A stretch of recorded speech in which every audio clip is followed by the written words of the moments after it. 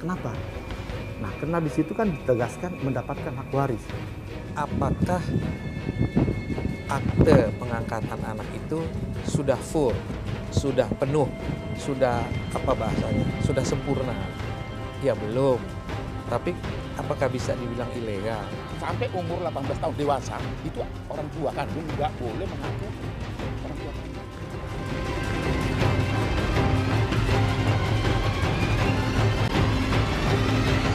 Sungguh tragis kisah yang dialami gadis kecil Angeline sepanjang hidupnya. Ia tak pernah merasakan kasih sayang orang tua kandungnya karena sang ayah tak mampu menanggung hidup Angeline. Ujung-ujungnya si orang tua merelakan gadis kecilnya itu diadopsi orang lain yang berjanji mampu menanggung hidup Angeline. Namun celakanya bukan hidup indah yang dialami, tapi kenyataan tragis yang terpaksa dihadapi seorang Angeline. Gadis kecil itu tewas dibunuh dan dikubur di halaman rumah orang yang jelas-jelas menjadi ibu angkatnya. Pertanyaannya, siapakah orang yang paling bertanggung jawab atas kematian Angeline? Dan apa sebenarnya yang dialami gadis kecil itu? Berikut penelusuran tim Realitas. Beginilah suasana duka yang masih menyelimuti di sekitar rumah Angeline. Wangi bunga bercampur aroma dupa yang terbakar senantiasa tercium dari bilik sembahyang di depan rumah ini. Ya, kiriman bunga dengan iringan doa-doa terus mengalir tak pernah putus untuk Angeline, si gadis kecil yang pernah mendiami rumah di jalan raya sedap malam kota Denpasar ini.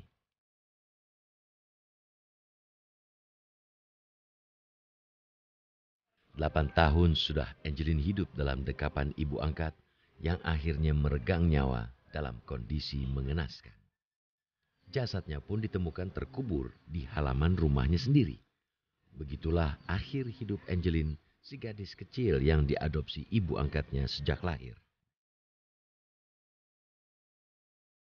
Tragis, si gadis kecil yang sejak umur 3 hari hidupnya diserahkan untuk diadopsi karena orang tuanya tak mampu membayar biaya kelahirannya. Dalam perkembangannya, Angeline lalu hidup terlantar dan tiba-tiba dilaporkan hilang oleh ibu angkatnya. Beberapa pekan kemudian, jenazahnya pun ditemukan sudah terkubur di halaman rumah orang tua asuhnya.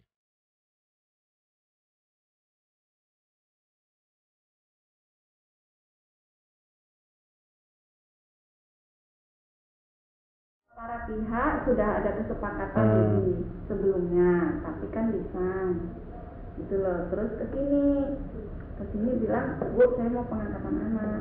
Saya usir keluar, pengangkatan anak bukan di sini, di pengadilan. Pertamanya dia bilang gitu, mau pengangkatan anak. Saya usir keluar, bukan di sini pengangkatan anak, tempatnya bukan di sini. Tapi kalau pengakuan terus tunggu dulu, terus habis itu pergi kan? Balik lagi. Kemudian katanya, Bu, dibuatin aja dulu perjanjian kesepakatan awal secara tertulis hitam di atas putih, hanya begitu, supaya ada ikatan antara yang orang tua kandungnya dengan yang mau mengangkat.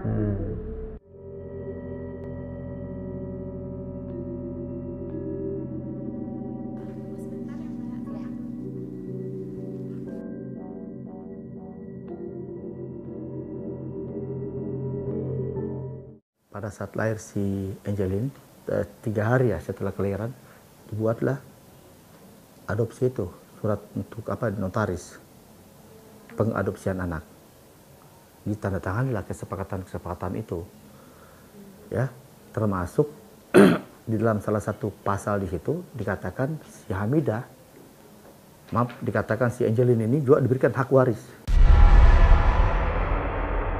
Ya saya kan cuma klarifikasi aja biar orang nggak salah tanggap gitu. Adopsi ilegal terjadi di kantor notaris anak kedua. Bukan, dari awal saya sudah mengusir mereka. Kalau adopsi itu bukan di sini. Di pengadilan? Iya, di pengadilan. Tapi mereka datang lagi buat perjanjian awal. Ya saya pikir logis juga ya. Kalau enggak nanti bawa bayi umur 5 hari terus dilaporkan tindak pidana penculikan. Bisa kan? Bisa kan, kalau orang mau cari gara-gara kan bisa tuh. kalau ada hitam di atas putih kan dengan tulus ikhlas menyerahkan, yang satu bilang oh iya saya terima, saya akan lakukan baik, ya itu udah pengakuan itu.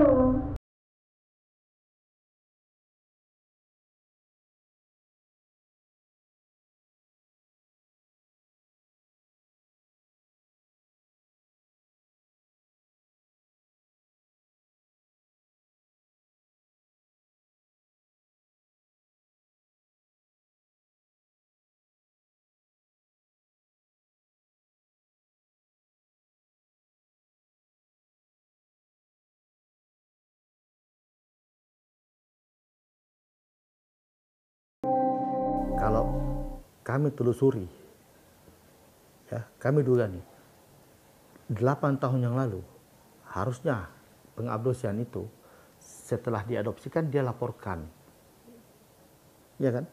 Dia laporkan, terus dia daftarkan di pengadilan negeri setempat. Tetapi itu tidak dilakukan. Kenapa? Nah ini kan harusnya menjadi tanda tanya juga. Kenapa? Nah karena di situ kan ditegaskan mendapatkan hak waris. Kan hanya syaratnya itu adalah hanya penyerahan dilakukan oleh orang tua dengan sukarela, itu dinyatakan di akte notaris kan. Sudah sukarela dan semua hak-haknya juga sudah dipotong di situ. Misalnya apa? Sampai umur 18 tahun dewasa itu orang tua kandung nggak boleh mengaku orang tua kandung. Itu aja sudah salah sebenarnya kan. Hak-haknya itu dipotong semua gitu. Inilah klinik tempat Angelin dilahirkan 8 tahun silam, tepatnya tanggal 19 Mei 2007. Angelin lahir di klinik ini tatkala kondisi orang tua Angelin tak mampu membayar biaya persalinan. Angelin lahir di klinik ini tatkala kondisi orang tua Angelin tak mampu membayar biaya persalinan. Sang ayah hanya bekerja sebagai buruh bangunan di Bali. Ya, persoalan biaya persalinan dan biaya hidup sering dibuat alasan untuk menyerahkan anak ke orang lain. Seolah-olah adopsi menjadi satu-satunya jalan untuk menyelesaikan masalah. Dalam konteks hukumnya tentang Undang-Undang Perlindungan Anak dan Pengangkatan, tentang adopsi, kemudian peraturan pemerintah tentang proses adopsi, apa yang dilakukan yang sekedar hanya akte notaris itu ilegal. Yang bilang ilegal itu siapa? Ngerti nggak apa pengertian ilegal? Kan gitu ya. Kalau ditanya begini, apakah akte pengangkatan anak itu sudah full, sudah penuh, sudah sudah sempurna? Ya belum. Tapi apakah bisa dibilang ilegal? Buat judulnya perjanjian pengangkatan anak. Pengakuan pengangkatan anak ya, judulnya pengakuan pengangkatan anak. Jadi jangan salah, pengakuan. Dan itu dilakukan antara orang tua kandung dari Angelin dengan Ibu M. Angelin telah diadopsi ketika orang tua kandungnya dikabarkan tidak mampu membayar biaya lahir gadis kecil nan malang itu. Tiba-tiba muncul orang lain yang seperti menjadi penolong. Angelin pun akhirnya diadopsi. 8 tahun kemudian Angelin ditemukan tewas terkubur di halaman rumah ibu angkatnya. Siapakah sebenarnya sosok ibu angkat Angelin? Realitas segera kembali.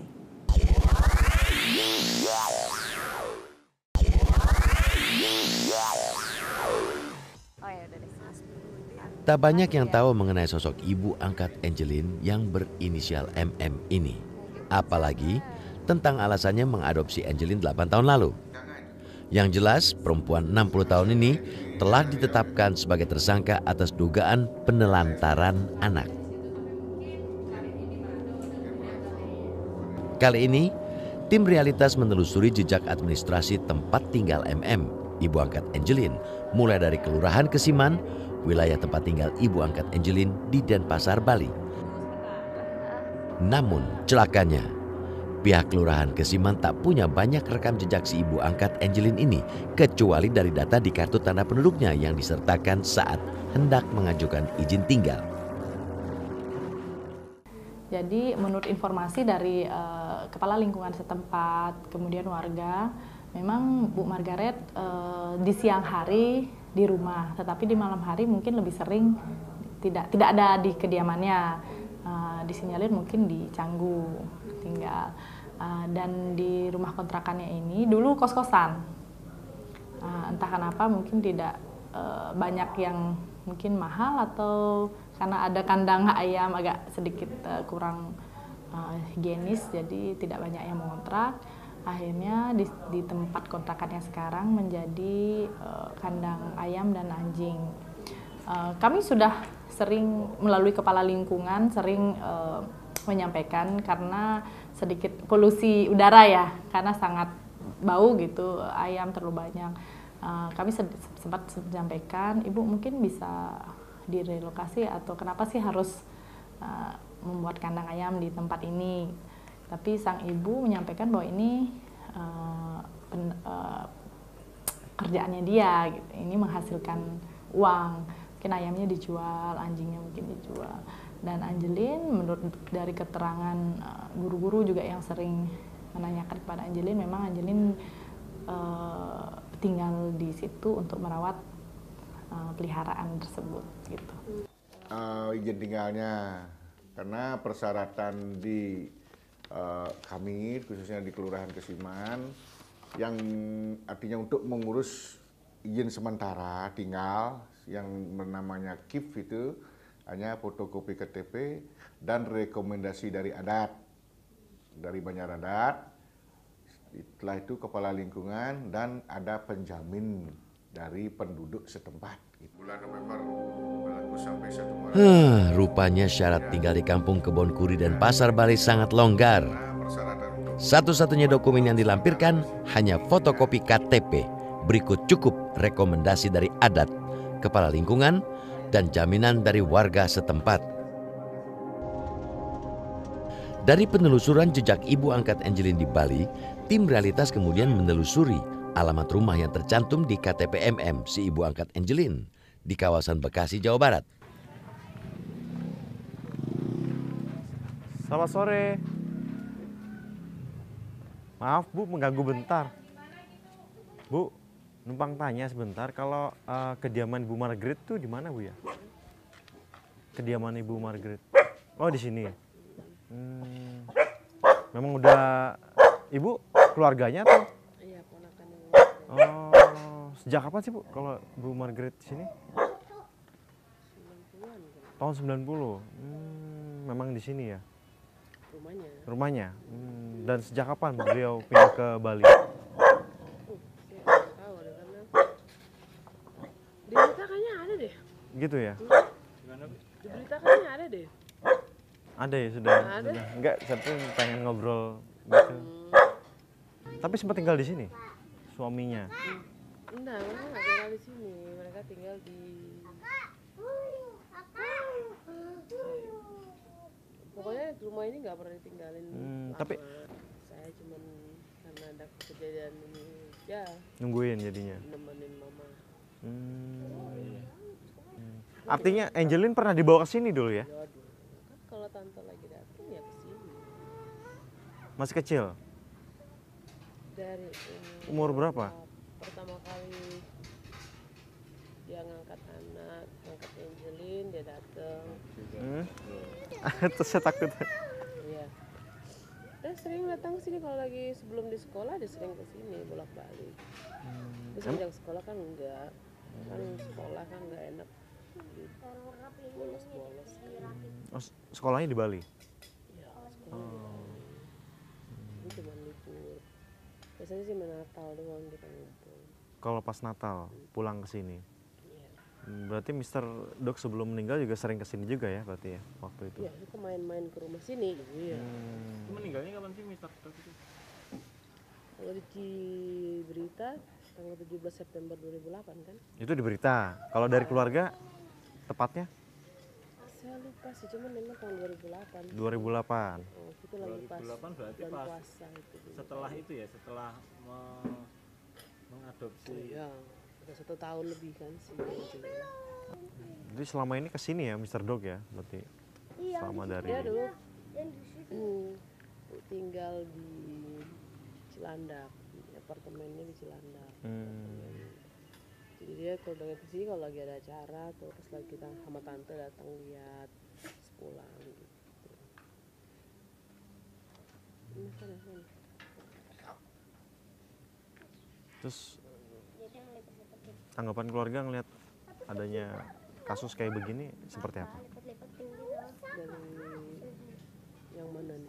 Yang mungkin menyangkut keluarga ibu juga kan, Bu Margaret.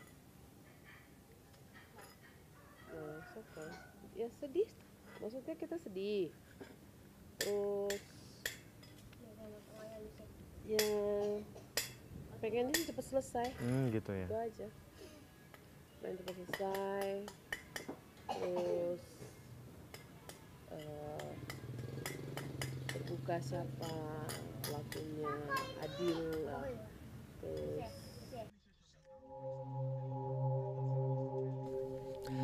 tak banyak informasi yang bisa digali dari keluarga MM.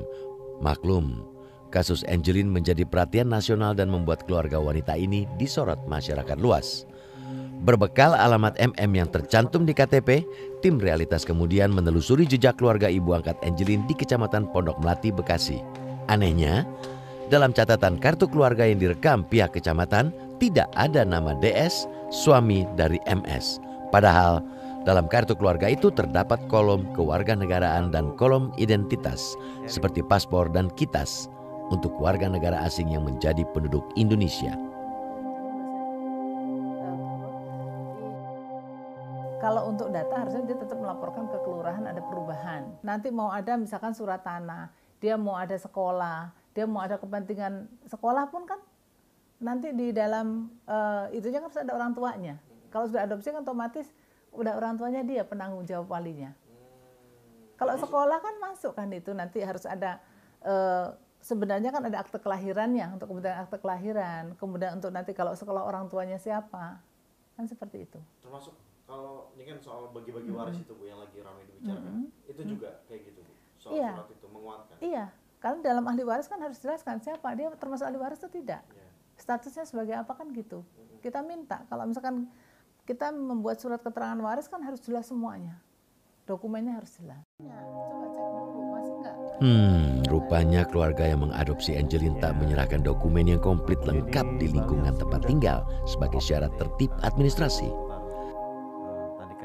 Setali 3 uang, riwayat mengenai DS mantan suami MM jauh lebih sedikit. Sebab selama di Indonesia, MM lah yang mengurus persoalan administrasi kependudukan maupun perkara adopsi. Namun, ada informasi penting soal adopsi Angelin dengan DS sebagai suami MM saat itu. Dari laman internet, seorang anak DS yang berada di luar negeri menyatakan bahwa ayahnya telah meninggal sejak September 2008 lalu dan tidak ikut campur dalam proses adopsi Angelin. Anehnya, nama DS sudah lenyap atau tidak pernah dicatat dalam kartu keluarga yang tercetak sejak tanggal 23 Mei 2008. Padahal dalam kartu keluarga itu DS tercatat sebagai ayah kandung dari CT dengan ibu kandung MM. Suaminya tidak tahu apa-apa, suaminya tidak terlibat apa-apa, suaminya tidak ada warisan. Ini kan yang selalu dikait-kaitkan warga negara asing begitu begini. Ini omong-omongan itu yang saya makanya dibilang saya ini ngancam.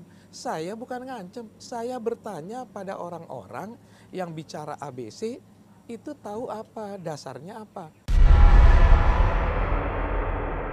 Tidak mudah melacak informasi soal riwayat hidup ibu angkat Angelin, gadis kecil yang hidupnya berakhir dengan sungguh tragis. Ia diketahui sering menjalani pola hidup berpindah sampai akhirnya kini tinggal di Bali. Polisi pun telah menjadikan si ibu angkat sebagai tersangka. Apa saja bukti dan kesaksian yang dipegang polisi untuk mengungkap misteri kematian Angelin? Realitas segera kembali.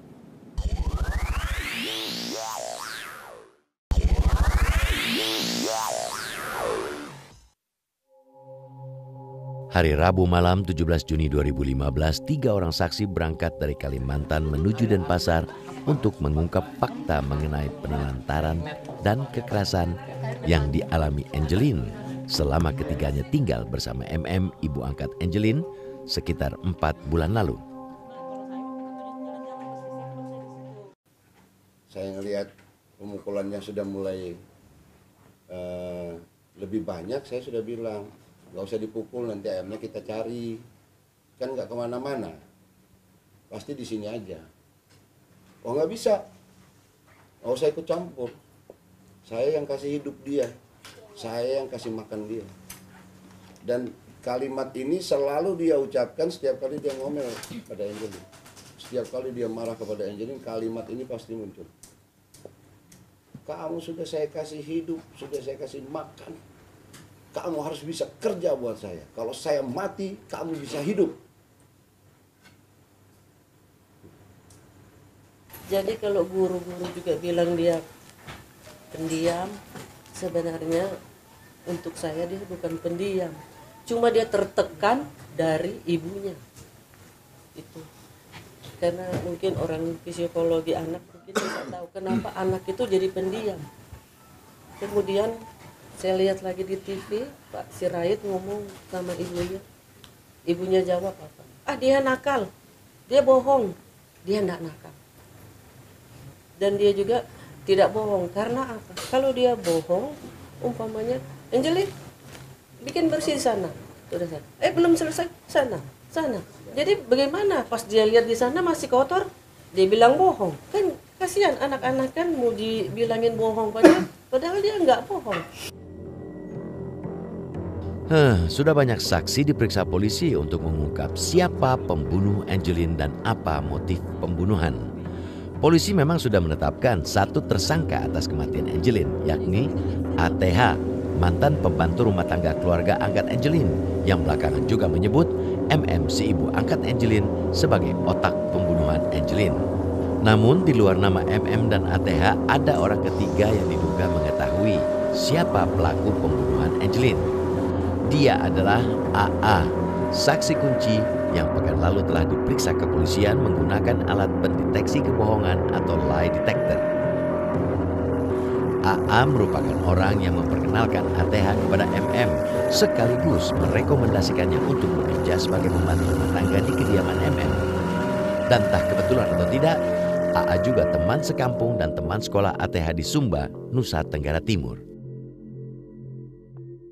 Memang kalau untuk hari ini ya, untuk AGS dengan M itu kita tidak lakukan pemeriksaan karena kita sudah kedatangan alat yang lie detector yang akan kita gunakan besok, dan lie detector itu persyaratannya harus rileks, harus santai, harus fresh dan sebagainya, sehingga hari ini untuk AGS dengan M tidak kita lakukan pemeriksaan. Ya. Kan sebelumnya juga nanti lie detector. Ya, akan kita. Sekarang kita lie detector adalah AA. Ya. Apa ya?